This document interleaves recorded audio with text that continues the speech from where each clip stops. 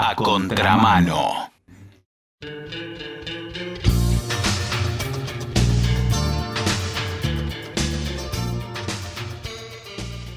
Una necesidad que tenemos, si uno analiza la historia reciente y no tanto, los argentinos, es entender de economía, porque hemos hecho agua por ahí. Es por eso que nosotros nos damos el gusto de hablar con Pablo Anino. Él es economista, siempre lo decimos, es un rubro muy complicado como el nuestro, está muy tomado, muy comprado.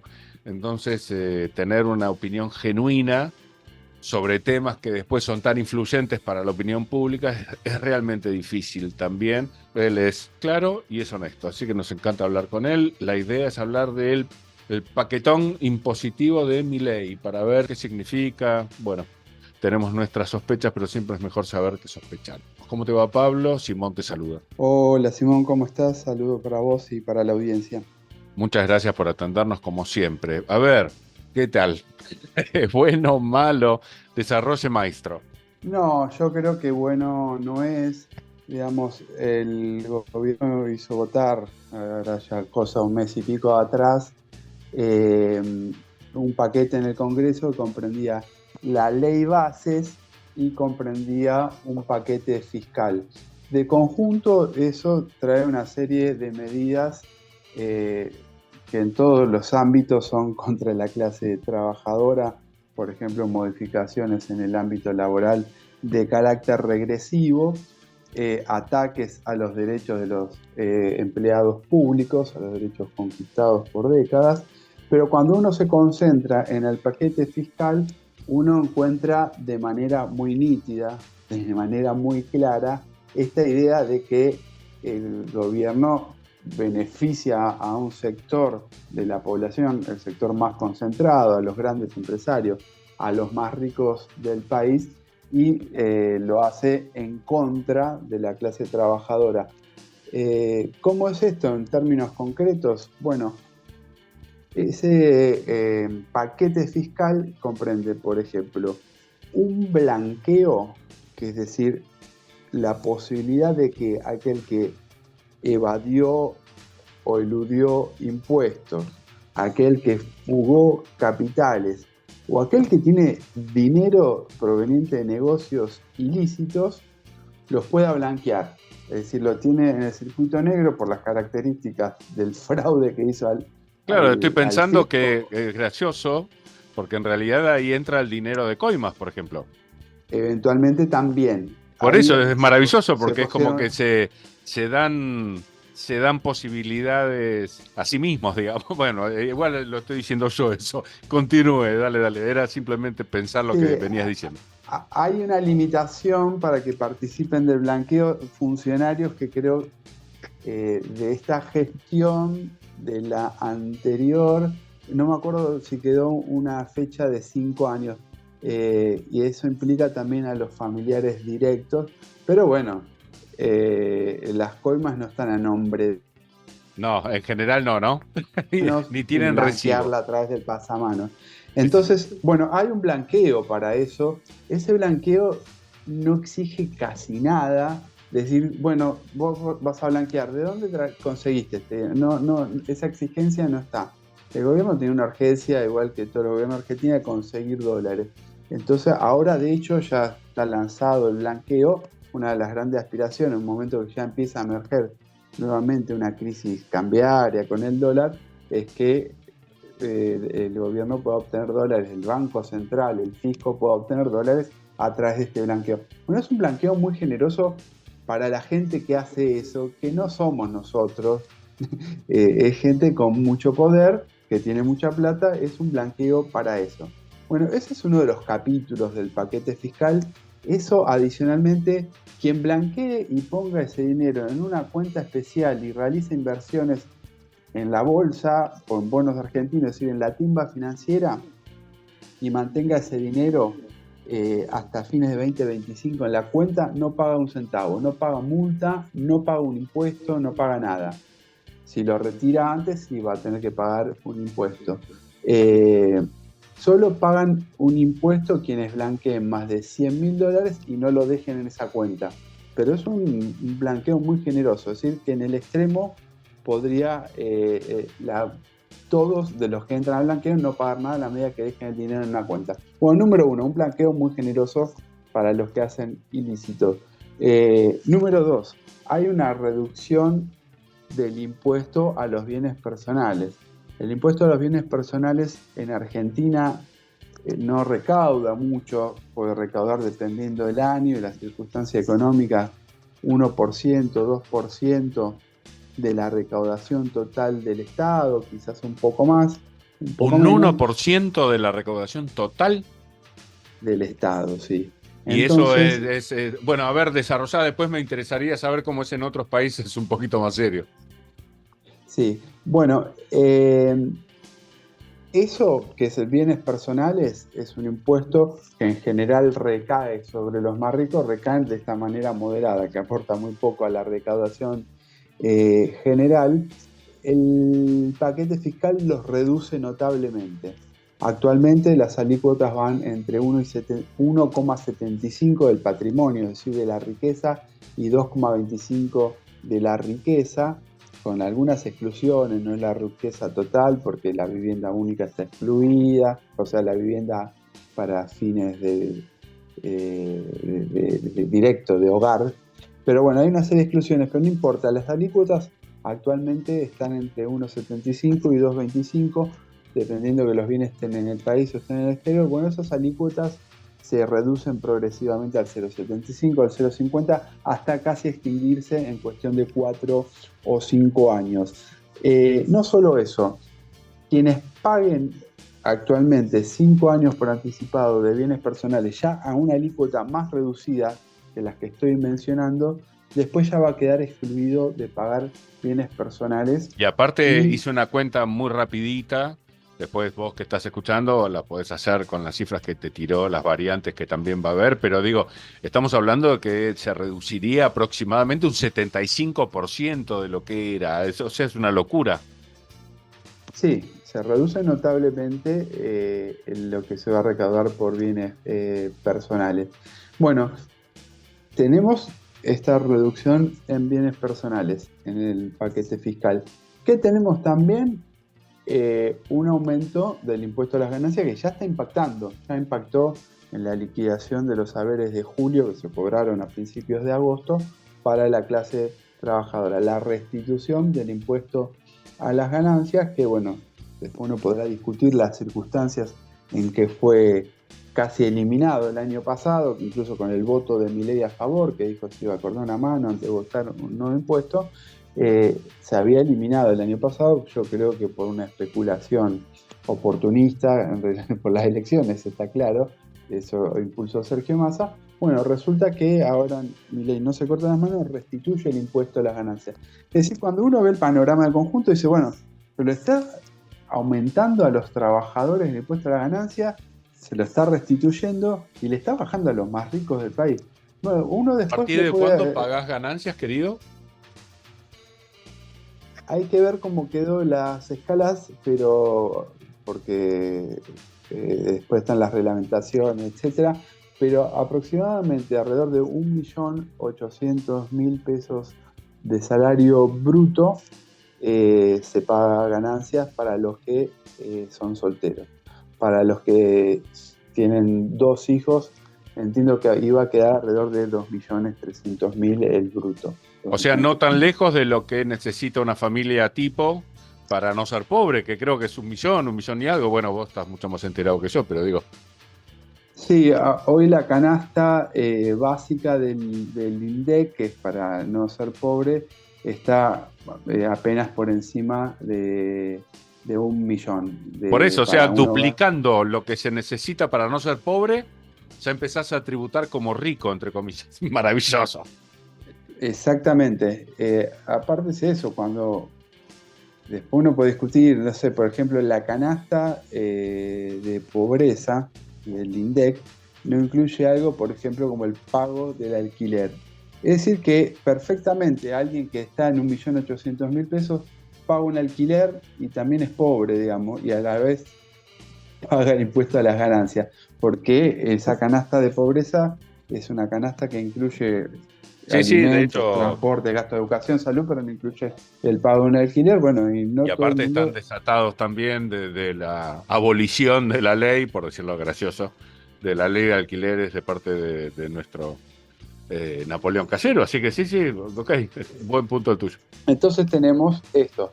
Uno le puede poner otros condimentos a este combo agresivo. Y también ya tiene vigencia desde este mes. Aumento a los monotributistas del importe que pagan mensualmente. Bueno, entonces se saca plata de un lado, del lado de los trabajadores, y se la pone en el otro lado. Y aparte aumentó un dice- montón, eso, aumentó un montón a los monotributistas, me contaron. Sí, aumentó un montón. Más del doble. La cuota inicial de un monotributista va a estar en 26.000 pesos. Más del doble, Antes me estaba- contaron que más del doble, Sí. Pablo. Sí, sí, que incluso más, creo que no sé si aumentó 200, 300%. Tenemos esta situación claramente que está enmarcado obviamente en la política más general del gobierno. Uno ve el primer paso de lo que ellos llaman la fase 1 de la política económica, es el ajuste fiscal. Ese ajuste fiscal sigue la misma línea. Se bajó a los jubilados, los saberes jubilatorios se los destruyeron en estos meses, ya venían muy apedreados y fueron destruidos en estos meses. Se afectó programas sociales, bueno, al extremo de no enviar alimentos, tener alimentos guardados y no enviarlo a los comedores que los necesitan. Y en el presupuesto público, en simultáneo, que se atacaban los haberes jubilatorios, se atacaban las partidas sociales, se ajustaba a la salud, se ajustaba a la educación, se aumentaron enormemente los pagos de la deuda pública. Ya lo hemos conversado en este programa en otras oportunidades, que es una deuda mayormente fraudulenta, está plagada de ilícitos la deuda pública argentina. Bueno, ahora, producto de esta política y producto también de la política monetaria, bueno, hay una serie de artificios financieros, alquimia financiera, le llamo yo, que hace Caputo, que pasa deuda del Banco Central al Tesoro, que es el Ministerio de Economía, que formalmente son autónomos, aunque en la realidad no lo son. Bueno, el peso de la deuda pública en el presupuesto estaba hasta el mes pasado en alrededor del 13%, o sea, el presupuesto público alrededor del 13% lo llaman los especuladores, los estafadores del capital financiero, los bancos, los fondos de inversión y especuladores varios. Ahora con los artificios financieros que últimos de Caputo, de pasar deuda del Banco Central a pasarla al Tesoro, al Ministerio de Economía, eso va a comer cada vez más partida presupuestaria. ¿Ahí En la estás época de mezclando Macri ya- las LELIX con el pago de la deuda externa o lo estás separando? Está todo junto, o Bien. sea, el Ministerio de Economía contabiliza servicios de la deuda pública, mayormente esos son intereses, suponiendo que una parte del capital, sobre todo cuando es una deuda en pesos, se refinancia, o sea, el Estado tiene que pagar una letra que tiene, no sé, el Banco Supervil, una letra del Tesoro que tiene el Banco Supervil, tiene que pagar 1.000 y no sé, 100 de intereses. En general, el Estado, el Ministerio de Economía, paga los 100 de intereses, pero el capital, que son los 1.000, lo vuelve a reciclar, lo que se llama rollover. Es como ir renovando la deuda, pero bueno, los pagos de intereses se mantiene y se constituye como una bola de nieve. Sí. Bueno, en épocas de Macri, el pago de los servicios de la deuda pública, en pesos, en dólares, en sus distintas vertientes, llegó a superar el 20% del presupuesto público. Hoy vamos camino a eso, muy rápidamente vamos a llegar. Estábamos en el 13 antes de los artificios de Caputo, los últimos artificios financieros.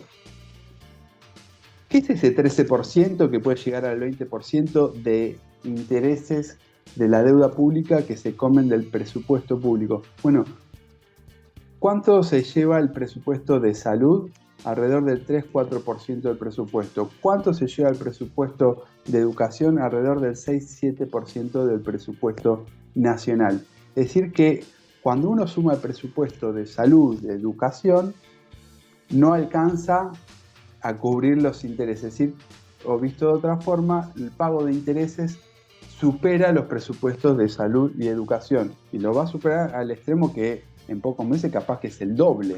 Sí, no, totalmente. Y decime, hablando de impuestos, ¿cuál es el impuesto que más recauda? Mira, el impuesto que más recauda es el IVA. Recauda dependiendo del momento del año y de vuelta a las circunstancias económicas. Ahora Bien de el IVA pobre, está es el cayendo. impuesto de todos. El impuesto Sí, que ese impuesto al valor agregado lo paga todo el mundo cuando va un al tipo de la calle, supermercado. cada vez que compra algo, lo paga. También lo compra uno cuando va a comprar un electrodoméstico a Frávega o a alguna otra casa de electrodomésticos. Lo paga todo el mundo. Es decir, es un impuesto que se dice regresivo, porque él paga la misma alícuota la persona pobre que tiene esos ingresos de alrededor de 1.000.000 de pesos y no llega a cubrir la canasta de pobreza, que Marcos Galperin, que es el hombre más rico del país. Para comprar la leche paga el 21%. Ese impuesto regresivo porque tiene la misma alícuota independientemente de la capacidad adquisitiva de quien está efectuando la compra, ¿no? Ese es el impuesto que más recauda, alrededor de 35-40% de la recaudación proviene de ahí. Hay un impuesto que ahora creció mucho, que antes ni existía, el impuesto país, que se empezó a aplicar primero para la compra de dólares, pero después se fue extendiendo y ahora Milei, cuando asumió, lo extendió a las importaciones de bienes. Bueno, Gracioso, digámoslo, suena medio berreta decirlo, pero me parece que realmente berreta es olvidar estas cosas, que él había dicho en campaña que se iba a cortar un brazo antes de crear un impuesto nuevo. Es impresionante. sí, bueno, este estaba creado, eso a favor de Milei, pero que lo amplió fuertemente en contra de Milei, contra el discurso que él hace, contra la ideología que pregona, ¿no? Ese es un impuesto que ahora está aumentando mucho, es un impuesto también en alguna medida al consumo, porque impacta en los bienes importados. Uno va a comprar un celular a una casa de electrónicos, está pagando también el impuesto país. Después, cuando uno va a ese impuesto al que pagan los ricos de manera más directa, el impuesto a bienes personales, como decía antes, 1%, 2%, 3%, 4%, dependiendo del año y la circunstancia económica, si se devaluó o no se devaluó, es el aporte de ese impuesto. Y después hay un aporte muy grande que también en realidad lo hacen los trabajadores, una parte importante de la recaudación también. 30 40% de la recaudación son las cargas sociales, digamos, que formalmente una parte recaen sobre el patrón, otra parte recaen sobre el trabajador, pero en realidad cuando uno ve, si bajo una concepción marxista que toda la riqueza es producida por los trabajadores, en realidad el aporte en general es de los trabajadores. Después, derecho de exportación, eso ha aumentado, a veces el 10, 12, 15%, depende de los precios de la soja y demás, pero tenemos una estructura de recaudación impositiva por parte del Estado que es regresiva. Vos me decías cómo es en otros países. Bueno, uno lo puede ver a través de esa estructura. Cuando uno ve datos, por ejemplo, de la OCDE, de la Organización de las Grandes Economías Más Desarrolladas, incluso comparan con la América Latina, uno ve que en América Latina en general es más regresiva la estructura impositiva, la estructura recaudatoria, pero en Argentina en particular esto ocurre. Es decir, ellos agrupan la recaudación que proviene del impuesto a bienes y servicios. En Argentina es mucho más alta que en esos países. Esa es una recaudación regresiva, porque como mayormente del IVA, que se aplica de manera homogénea a todo, al más pobre y al más rico, y después la recaudación que proviene de impuesto a las ganancias o a la riqueza personal, impuesto a las ganancias que pagan las empresas, no en Argentina, que también pagan los asalariados, pero en general la que pagan las empresas, y impuesto a los bienes personales, que es a la riqueza individual de las personas, eso en Argentina es muy menor que en las economías desarrolladas. Contra esta idea que en general dicen, ¿no?, que en Argentina hay una presión fiscal enorme, es una estructura recaudatoria regresiva, no existe la presión fiscal gigantesca que dicen que hay sobre el empresariado, sobre la iniciativa privada, y tenemos una estructura impositiva que recae mayormente sobre la clase trabajadora o sobre la población más pobre, ¿no? Un Robin Hood al revés, porque le saca a los pobres, le da a los ricos, y digamos, para completar la idea del esquema de gobierno, uno lo puede ver también en algo que está sucediendo estos días, que son las tarifas. Las tarifas han aumentado enormemente. Ayer salieron los datos de la ciudad de Buenos Aires, de la estadística de la ciudad de Buenos Aires. El agua aumentó en lo que va del año hasta julio 248%, la electricidad 293%, el gas 448%. En el esquema de gobierno, esos tarifazos, esos aumentos de tarifas son para que el Estado gaste menos en subsidio, es decir, después uno puede discutir qué es el subsidio, pero relaja el bolsillo del trabajador cuando la tarifa está subsidiada. Cuando se quitan los subsidios, el tarifazo recae sobre los bolsillos de los trabajadores. Ese esquema es para reducir gasto público en subsidio y de vuelta liberar recursos para pagar esa deuda fraudulenta. Pero bueno, tenemos que aumentaron casi 3 veces más que la inflación promedio.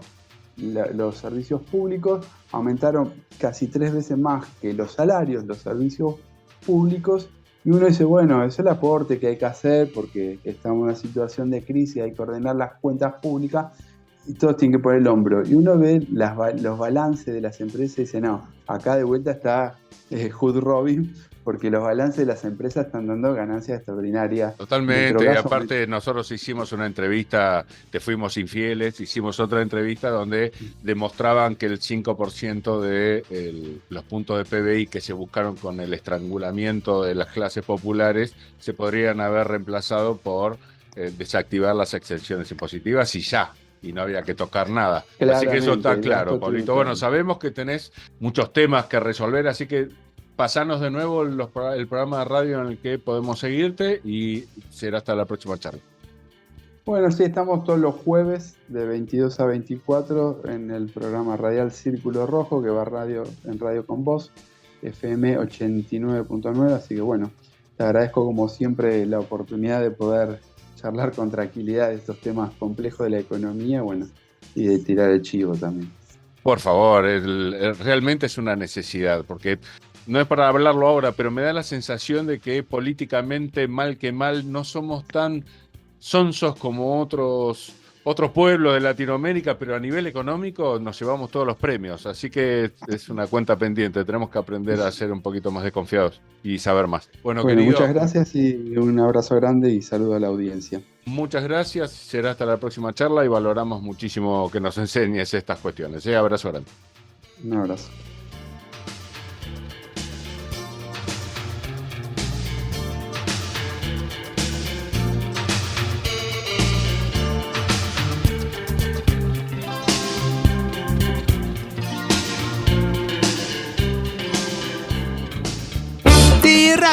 Rápido. ¿Cuánto es 2 más 2? 5. ¡Ay, Dios! ¿Cómo 5? ¿Qué preferís? ¿Velocidad o precisión? A contramano.